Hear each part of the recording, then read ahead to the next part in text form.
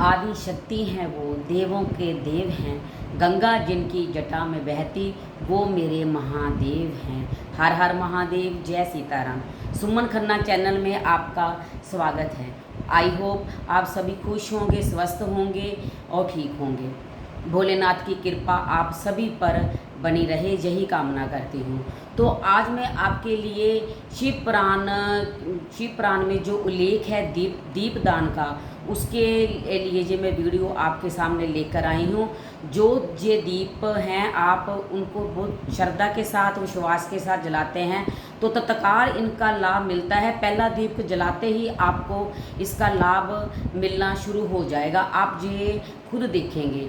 तो पूरा सावन का महीना अगर आप मंदिर नहीं जा पाते, जहाँ आप सोमवार के व्रत नहीं कर सकते, कोई सावन में और भी जो व्रत आते हैं, अगर आप नहीं कर पाते तो ये आपके लिए है कि आप पूरे महीने का फल चाहते हो तो सिर्फ ये दीपदान कर दीजिए। आप जैसे आपकी प्रॉब्लम है उसके अकॉर्डिंग ये दीपदान आप कर दीजिए, तो आपको भोलेनाथ पूरा फल देंगे। सावन के महीने का ये दीप का इतना प्रभाव है।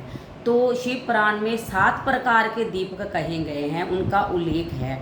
तो आज मैं आपको 3 प्रकार के दीपकों के बारे में बता दूंगी, और जो 4 प्रकार के दीप रह जाएंगे अगली वीडियो में मैं आपको उनके बारे में बताऊंगी। तो जो सबसे पहले दीपक है वो दीपक है उनके लिए जिनके रिश्तों में बहुत कड़वाहट रहती है, घर में क्लेश वगैरह बना रहता है, आपस में बिल्कुल बनती नहीं है, इतना क्लेश रहता है कि पति पत्नी में बात तलाक तक आ जाती है। तो ये उनके लिए है। अगर आप शाम के समय घी का दीप जलाएं, घर से आप आटे की लोई बनाकर एक दीप का तैयार कर लीजिए और उसमें आप देसी घी डालिए। और देसी घी डालने के बाद जब आप शिवालय में जाकर ये दीप का जलाने के बाद आप उसमें जहाँ तो थोड़ी सी मिश्री डाल दें, जहाँ थोड़ा सा गुड़ डाल दें। अगर आप ये घी का दीपक मीठा करके जलाते हैं तो आपके रिश्तों में बहुत मधुरता आएगी, भोलेनाथ आप पर ज़रूर कृपा करेंगे।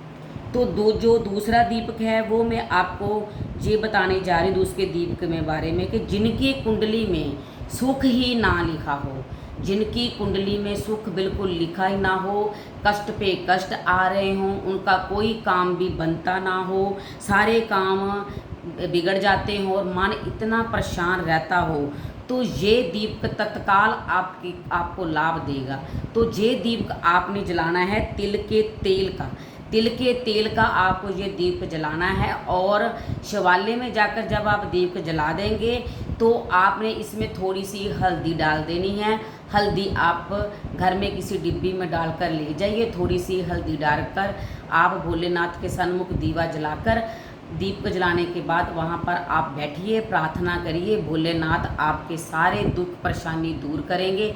अगर कुंडली में आपके जीवन में सुख ना भी लिखा होगा तो मैं दावे के साथ कहती हूँ, अगर आपने पूरा सावन का महीना ये दीप जला दिया तो आपकी सारे दुख परेशानी सब दूर हो जाएंगे, चाहे वो आपकी किस्मत में है चाहे नहीं है। वो शिव को मानने वाले को कुंडली का भी कोई दोष नहीं रहता, भोलेनाथ सबकी परेशानी दूर कर देते हैं। तो अगला मैं तीसरा दीपक मैं आपको बताने जा रही हूँ कि आपके कितने भी शत्रु क्यों ना हों, आपके कितने भी ज़िंदगी में शत्रु क्यों ना हो, आपका कोई इंसान शत्रु हो, आपका रोग शत्रु बन गए हैं, आपके शरीर से रोग जाता ही नहीं, दवाइयाँ पीछा छोड़ती ही नहीं, आपका समय ही क्यों ना शत्रु हो और स्वयं वो काल ही आपका शत्रु क्यों ना हो, भोलेनाथ की शरण में जाने वाले को कभी अकाल मृत्यु भी नहीं आती। तो ये जो दीपक है ये दीप आपने जलाना है सरसों के तेल का। ये दीप आपने सरसों के तेल का जलाना है, पर इसका आपने एक बात का ध्यान रखना है कि ये दीप आपने जब सूरज अस्त हो जाए उसके बाद ही जलाने जाना है, अंधेरा हो जाए तभी आपने शिवालय में जाना है दीप जलाने के लिए। ये आपको खास ध्यान रखना है। दीप अस्त होने के बाद सूर्य अस्त होने के बाद आपने सरसों के तेल का ये दीपक जलाना है। और ये दीपक आपने शिवलिंग के दाहिनी ओर रखना है, शिवलिंग के दाहिनी ओर रखना है, ये याद रखना है। और ये दीपक आपको पूरे महीने नहीं जलाना। जो सावन में जो भी ये गर्म दिन बोले जाते हैं, जो सख्त बार होते हैं, जैसे मंगलवार है, शनिवार है और रविवार है, इन 3 बारों में आप ये दीपक जलाइए। सावन में आने वाले, ये पूरे महीने में आने वाले जो ये 3 दिन आएंगे पूरे सावन में, जो ये 3 दिन हैं, मंगलवार, शनिवार, रविवार, ये दीपक आपको सरसों के तेल का सूर्य अस्त के बाद अंधेरा होने पर शिवालय में शिवलिंग के दाहिनी ओर जलाना है। और मंगलवार, रविवार और शनिवार को जलाना है।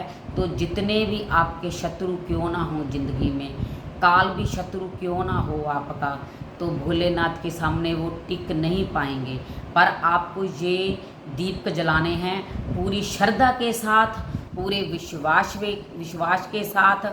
और दीपक जलाने के बाद आपको भोलेनाथ के मंदिर में वहाँ पर 2 मिनट 5 मिनट बैठकर उनसे अपनी प्रार्थना ज़रूर कहनी है, पूरे भाव से कहनी है। तो मैं आपको 100% देती हूँ कि आप सावन में ये कर दीपक जलाकर तो देखिए, आपके सभी मनोरथ, सभी कार्य पूरे होंगे।